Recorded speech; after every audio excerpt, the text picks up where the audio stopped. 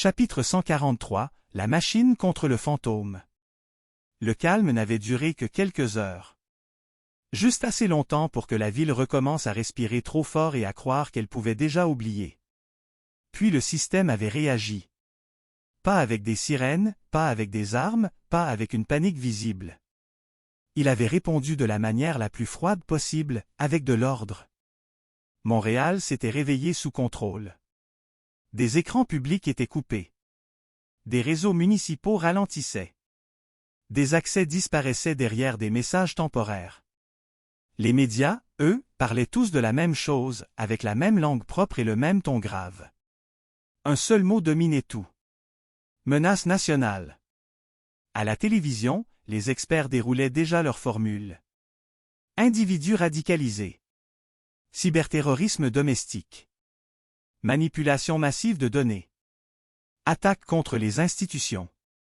En quelques heures, le narrateur n'était plus un révélateur malade ni un auteur noir.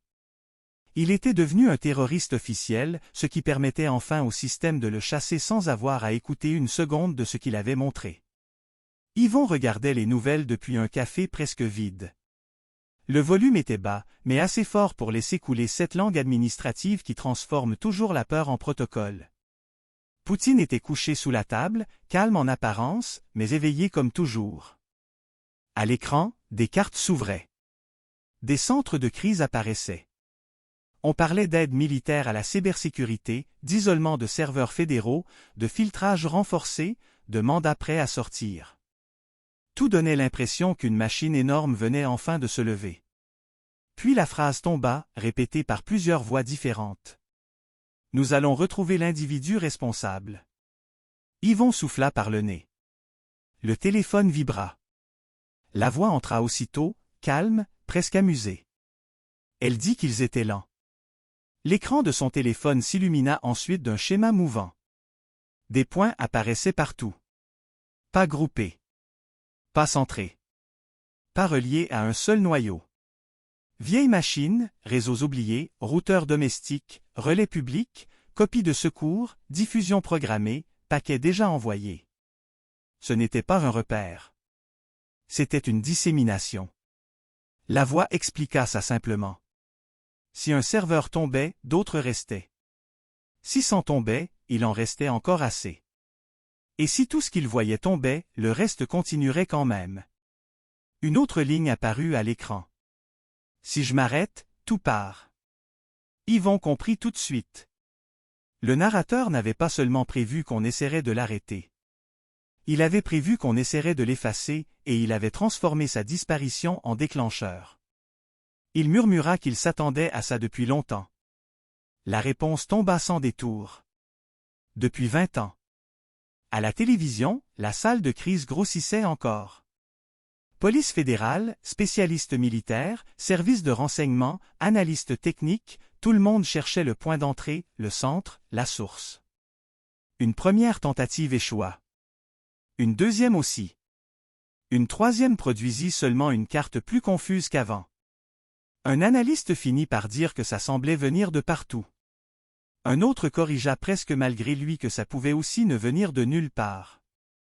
La voix murmura alors qu'ils cherchaient encore un endroit, parce qu'ils avaient besoin qu'il y en ait un.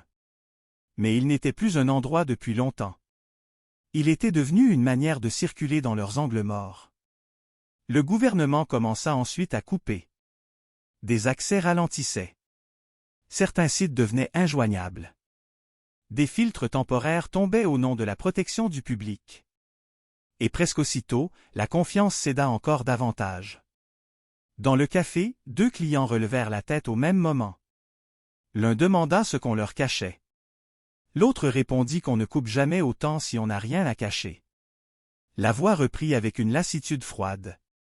Plus ils veulent reprendre le contrôle par la fermeture, plus ils prouvent qu'ils avaient besoin du contrôle depuis le début.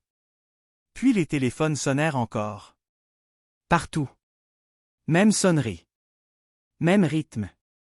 Dans le café, dans la rue, derrière le comptoir, à la table voisine, sur les visages qui essayaient encore de croire qu'il s'agissait d'un simple problème technique.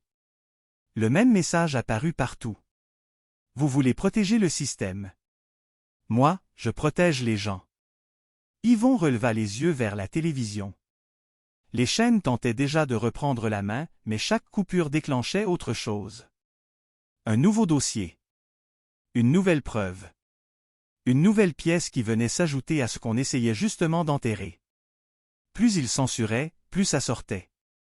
Plus il fermait, plus ça circulait. La voix lui dit que c'était pour ça qu'il ne pouvait pas gagner comme il l'imaginait. Il voulait capturer un homme pour réparer une structure. Il voulait faire taire une voix pour restaurer la confiance dans un système qui avait déjà trop menti. Ils arrivaient trop tard. Dans la rue, les gens parlaient plus bas. Pas parce qu'un danger marchait parmi eux, mais parce qu'une sensation nouvelle s'installait, celle d'être observé par quelque chose qui n'était pas un œil, mais une mémoire.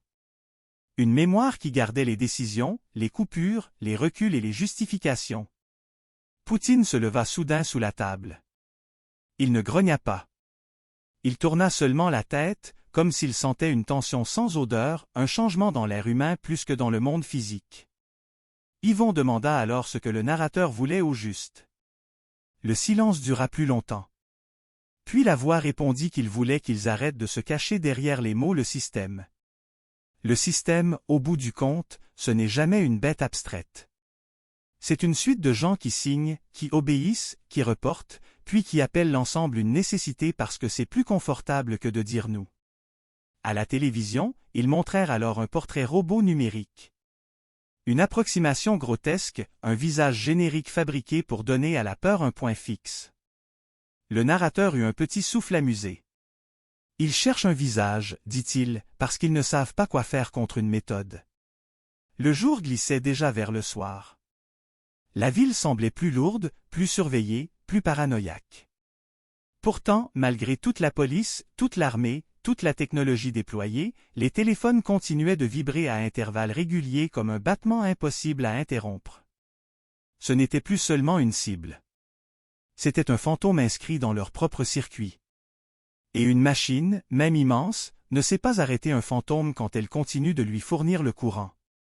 Le téléphone vibra une dernière fois. Commandement X en approche. Poutine vint alors s'asseoir contre la jambe d'Yvon. Calme, stable, réel. Sa respiration lente ramenait tout à l'échelle d'un corps vivant, à quelque chose qu'aucune salle de crise n'arriverait jamais à reproduire. Yvon sentit monter en lui quelque chose qu'il n'aurait pas nommé plus tôt. Ce n'était pas de la peur.